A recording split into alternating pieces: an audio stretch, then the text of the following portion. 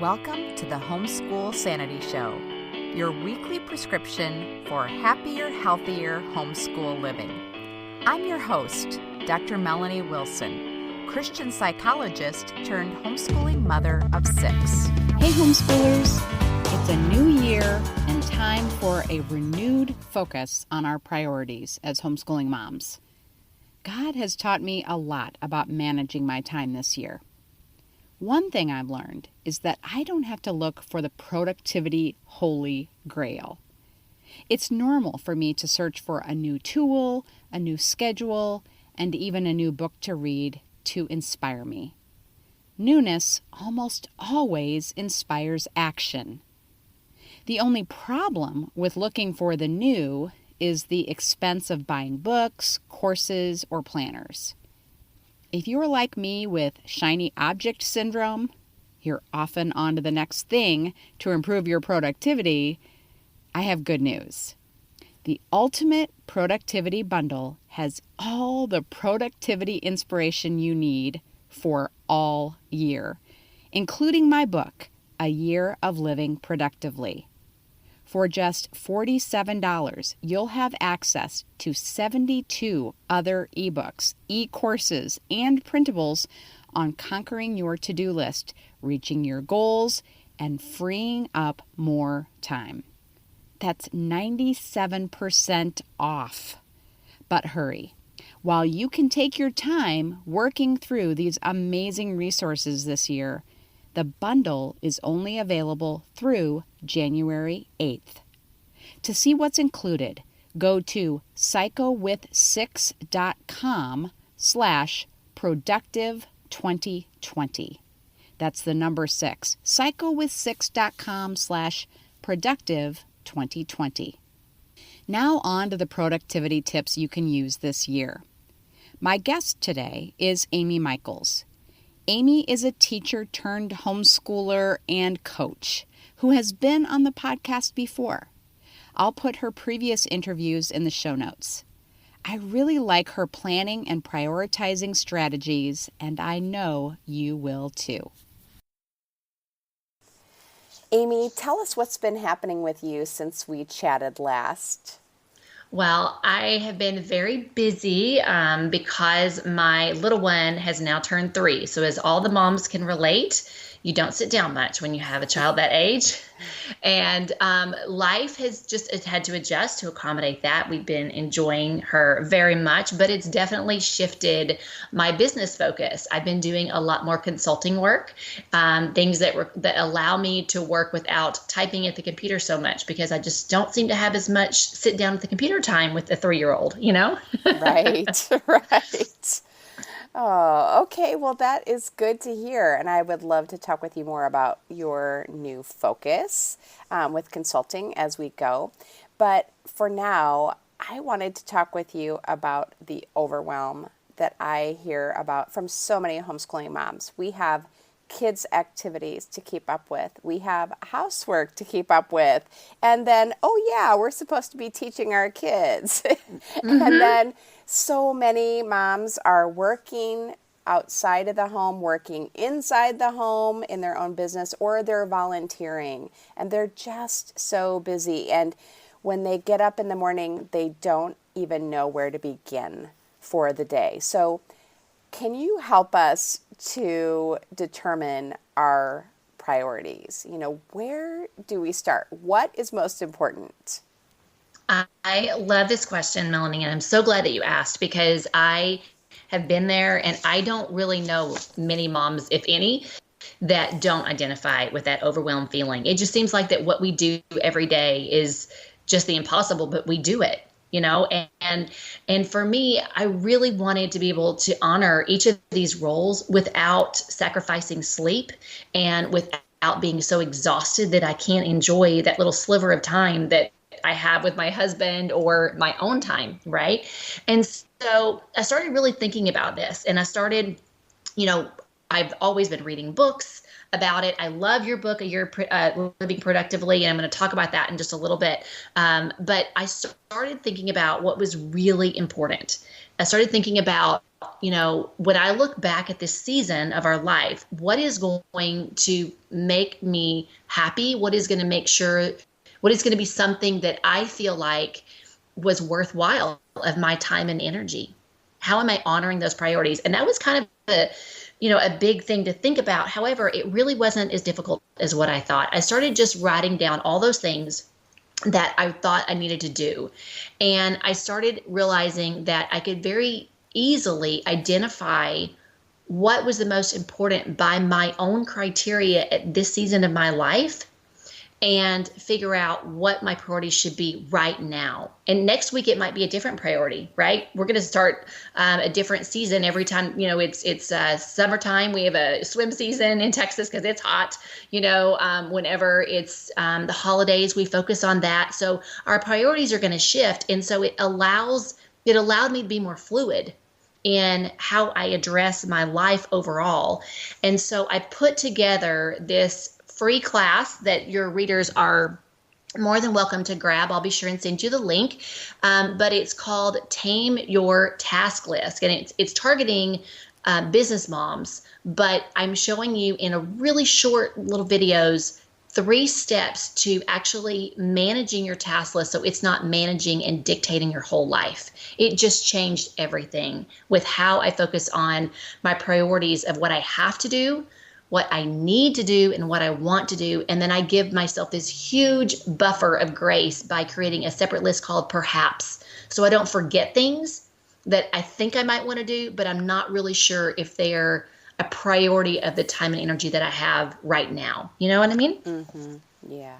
And then just getting those perhaps items out of your head and probably off of your main to-do list. Is that right? Absolutely. Absolutely. It allows me to really narrow my focus, but then keep them in a secure place so that I can also personally, I pray over them and make sure that if I let it rest, do I still have that excitement, a week later? Because if that's the case, then I know I need to move it over to my action list. Okay. Otherwise, it gives me just a little bit of buffer. And I think as moms, that's so important that we give ourselves some space and grace just to breathe and not have to be so reactive and always dealing with that FOMO, that fear of missing out, because sometimes there are great ideas, but it doesn't mean that they're right for us right now. Mm-hmm. And so it really, for me, helped me to focus on what are my priorities right now?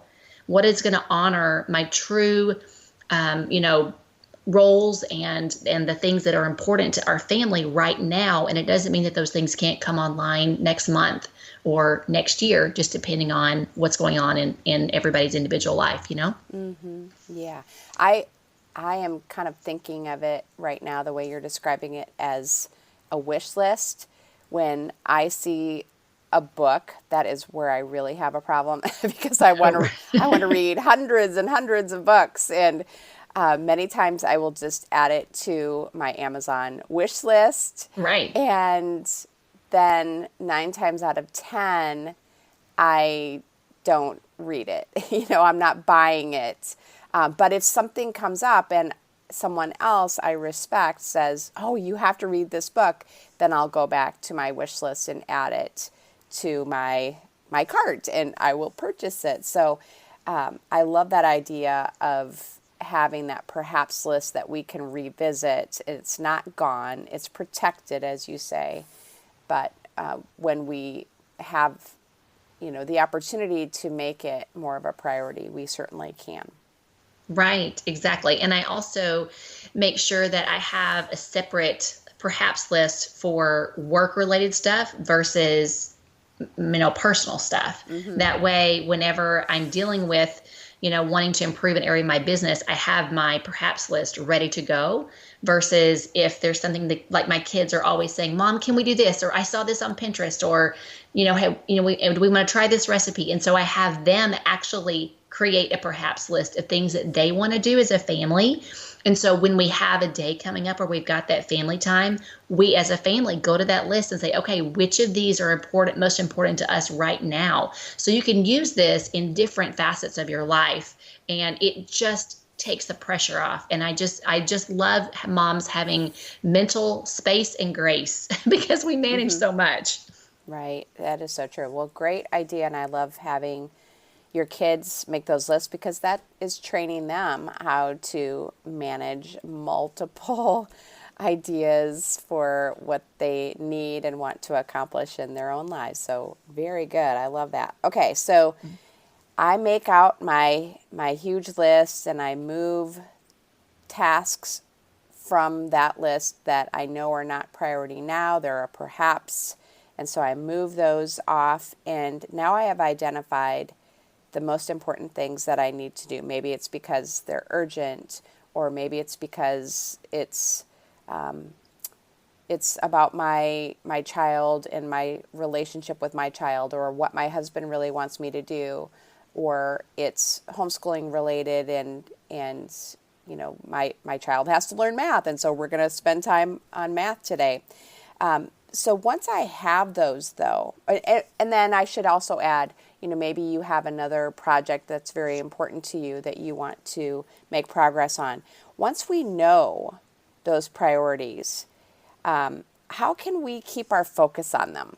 Because we are so distracted, or maybe it's just me. Maybe I'm the only person thinking, oh, wow, look at this really cool video about a 450-pound dog on Facebook. And that's what I got sucked into the other day. And then when I'm done watching that, I think of all the people in my family who I have to show this to, and then I cannot even remember what I was doing. So how can we focus on those most important things and actually get them done? Well, I can so relate to what you're saying. I think we all can. And in our day and age, we are just overwhelmed with information and great ideas. And so it is extremely difficult to keep our focus, but it doesn't have to be impossible. It's actually something that we can do very easily. So once we have our task list, what I quickly do is I will go through and identify what are the tasks that I absolutely have to do. And like those are things that there's going to be a penalty if I don't get them done, like paying my bills, or if I don't feed the children, there's going to be misery and penalties, right? And so when we have these lists, we identify what is the most important, what we have to do. And we make sure that that's the priority when we have those opportunities to work. So as I said earlier, I have a little one. And, when you have a toddler or a preschooler, you have to be very fluid in when you get things done, because some days it's the morning, some days it's the afternoon, because they just change at the drop of the hat, right? And so when you have this list already created and you can code it with number one, put a little one beside everything that you have to do, or you can highlight it, mine is always yellow, my have to do's. When those opportunities present themselves, I know exactly what I'm focusing on. That's my task. And then if we have extra space in our day, then I can work on my need to do's or my want to do's. But we can take it a step further too, because it's really important that when we want to have a focus on something, that we have to kind of get a little bit of an intention in place. So I used to live in a reactive mode where I had my list, and whenever the kids were quiet for a minute, I would go run and see what I could do in the 10 minutes that I had. And I would be frantic trying to hurry because I never knew when they were going to come around the corner and need something. And that's exhausting.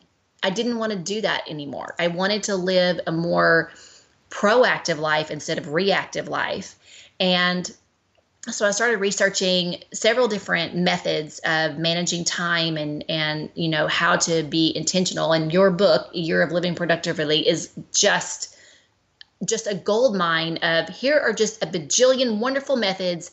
And what I love about that book is that you can pick and choose the right productivity strategy for that job, for that project, because different projects require different types of methods to get them done. Like decorating your house for Christmas is a totally different method than doing a menu plan, and so you need to choose the right system for what you are needing in your life. So if your readers haven't read A Year of Living Productively, I'm wholeheartedly endorsing it. It's just like my reference manual of I have a project, which one's going to be the best. So when it comes to focusing on our things, what I like to do is I like to time block. And so I know that every day my kids are going to want some quiet time. They usually, now that they're a little bit older and they're not napping, they're going to watch a show or two. That is when I time block and I say, okay, I'm going to focus on my have-tos during that time if the opportunity hasn't presented itself earlier in the day. So I give myself that buffer. But another thing that's really important to me is playing with my kids. And before they go have their screen times, we sit down and play a game, read a book, have a snack together and talk. Or I play with them and they dress up and we play, they perform, whatever, because that's a priority to me. And I felt like that I was so busy trying to chase all of my to-dos that I was missing out on what's the most important. So whenever I kind of time block and I had this priorities task list together, they help me focus on what's really important, both personally and in my business. Okay. Yeah, very good. We can, even if we are checking off all the boxes, we are not going to be happy if at the end of the day we see a sad puppy dog face on one of our kids or our husband that tells us, you haven't paid any attention to me. And if that goes on for more than a day too, it is really a bad feeling. So I love that you are reminding us that playing with our kids is a priority and allowing them to set the agenda for our time with them, I think is just so powerful. And I want to talk more about that with my listeners at a later date, but I love that. So thank you so much for that reminder. So you are telling us, okay, we can know our priorities by, listing out all the things that we have to do and then comparing those to our roles and our goals and determining our priorities, the things that we absolutely have to do, and then going next to, need to do, other things that we would like to do. And then you're saying we can choose various strategies for focusing on those and getting them done, depending on what the project is. You're talking about time blocking. As you know, I'm a huge proponent of time blocking. I love it. So we can do that and we can make amazing progress on the things that we want to do. But I have found that the temptation is to either just keep pushing ourselves then to have more and more focus and to get more and more work done, or to just give up entirely because you've been interrupted 75 times, and you can't even remember what you are doing with your life. So what I have heard from you is that you have a system for helping us to maintain margin in our lives. And I am all about that. So will you tell us more about it? I would love to, because for years, I would consider myself acting as a workaholic. I just filled every minute of every day with something. And I realized that I was missing out on enjoying this life that I was working so hard to create. And I was looking back and thinking, especially once I had kids and started looking at how quickly they grow up and how short these seasons are for them, that wasn't how I wanted to live anymore. But I didn't really know how to get off that hamster wheel. And so, I've always enjoyed reading books about being productive and time management. But it actually started one year in our homeschooling. I was mapping out my year. I have a strategic plan for the year that I also share over on my website.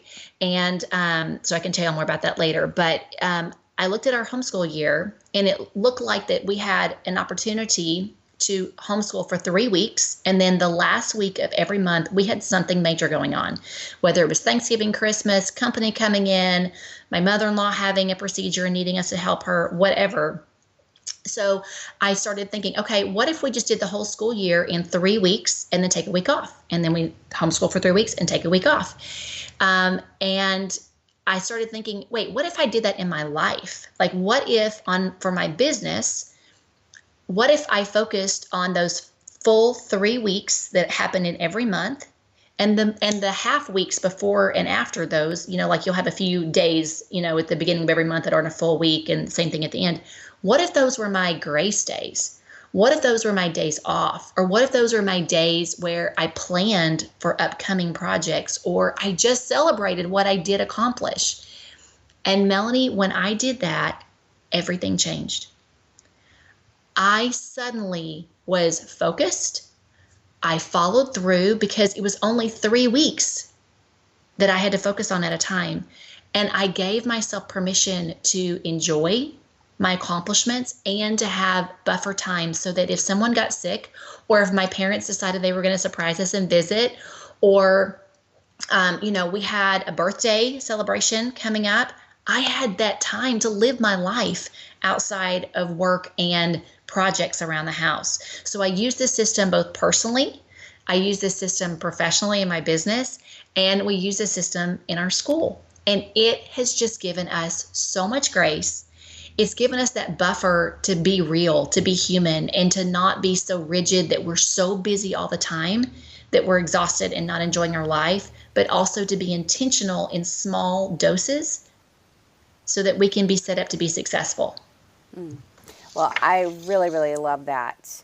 And I already feel like it's kind of a natural thing. When I look at the month, and I'm planning, I'm thinking, well, that's not even a real week. It's not even a full week, at the beginning and the end. So I think I'm already doing it. I'm just not giving myself permission to do that and to plan accordingly. I absolutely love this idea.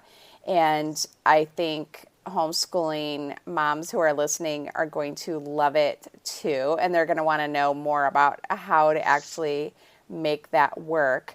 And I want to talk with you more about especially how homeschooling moms who run a business can use this. But before I do, I know my listeners are going to be unhappy with me if I don't ask you more about your strategic plan for your homeschool.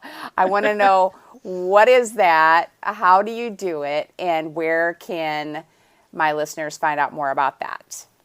Okay, well, this was not my idea. This idea I heard from Marie Forleo when I took her course B School back in 2014. But she basically says that she has a piece of paper with 12 squares on it, one for each month. And I have this as on my website. So again, I will give you the link for that. But basically you look at an area, a specific area of your homeschooling. Let's just say math, because that's always, one that we really get intentional about. And we identify what we're going to cover each month in math, for example. So maybe you want to do a month of geometry, stuff. And maybe you want to do a month of addition and subtraction, or a month of, statistics and data analysis. And so and your curriculum is going to outline that already for you if you follow a curriculum. But when I put it by the month, it really helps me to plan out my year and pace ourselves so that we are not feeling like, oh, okay, we just got to get through 18 more lessons. And it also gives me a very quick way to focus. Oh, we're doing something geometry related in December. So when I'm scrolling Pinterest, if I see something, I'm like, hey, I'm just going to go ahead and make a note, on my strategic plan. There's a geometry game that we want to play, and it's pinned in my Pinterest. So that it helps me to, again, focus on what we have to do quickly. But then when we do that, we give ourselves this margin to have more fun and have more time and space to do other things that are going to be more enjoyable. And so then that's where I add in my games, and I can pace myself. I don't need to, how we also are collectors as homeschool moms, and we pin everything because it all looks so awesome. Well, if you go through you're like, okay, I want games for geometry, and you go to your Pinterest board and you've got 50, you're like, okay, I can stop pinning geometry games because I have enough now, And so when you have this strategic plan for the year for your homeschooling, and like I said, I do it by subject, it just increases my focus and then gives us that buffer time to play and see where we need more resources and where we can stop collecting resources. So it saves us time and money. But I also use this personally. Projects around the house, I do the same thing. Strategic plan for what projects are we going to focus on, because we can't afford or have the time to do all the projects that we want to do, like, in June.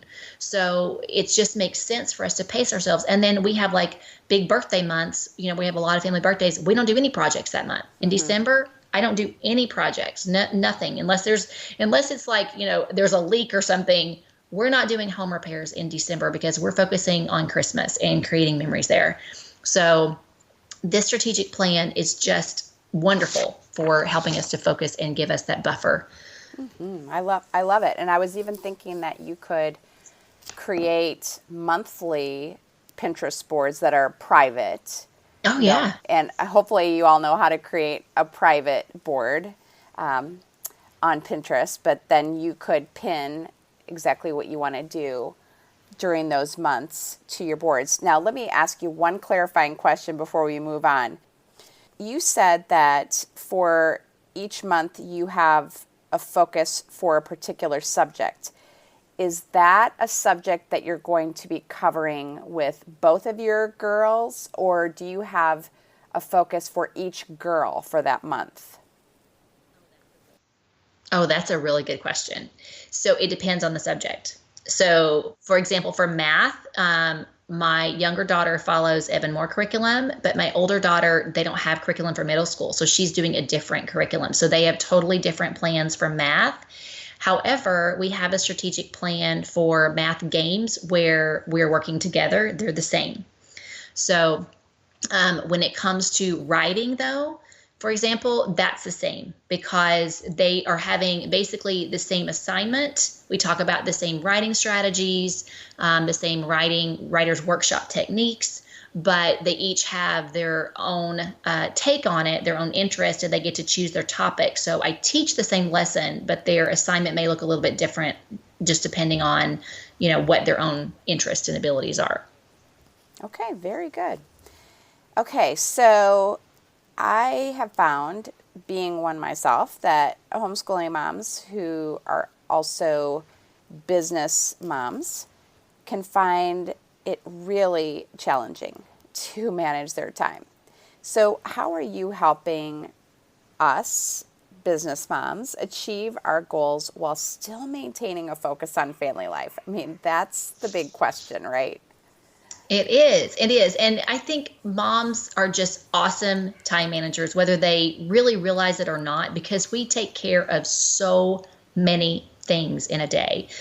But when you add a layer of running a business or volunteering or, taking on, you're leading another project in addition to homeschooling your children and running your household, then we need something to help us to really amplify that focus and that follow through. The follow through, I feel like, is especially a sensitive topic for me, because I would be really excited and I would, go at something, wholeheartedly, and then life would happen and I would fizzle out.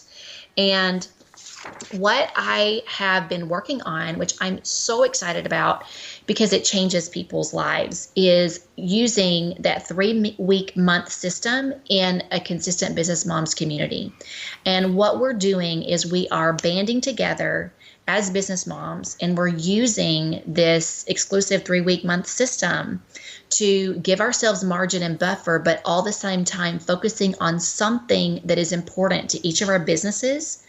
And we still and follow through with that by setting a realistic goal of what's something that we can actually do in 3 weeks. And when we plan our work weeks, we only plan 3 or 4 days, because if we have extra time, great, we can work ahead on the next week. And that always feels good. We always like working ahead, right? But if you plan for the minimum 3 or 4 weeks at a time, then you give yourself that margin and that buffer for life to happen. Because we all have off days where, how many times has your audience started a homeschool day and no matter what happens, it is just, the kids are not going to focus. Like, you might as well just throw everything in the air and say, go outside and play, because that is just like, we have days like that on work too. And so we need that buffer time. So in the Consistent Business Moms community, we set up this system for each individual member. They identify what's important to them at their stage of business, because it's different for every person.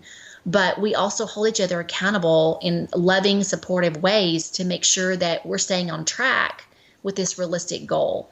And it has just made all the difference in my business. And I've been working with several people over the last few years to do this. And it is just so fun to see and celebrate the progress together. I love that. And I'm going to tell you why I really love it.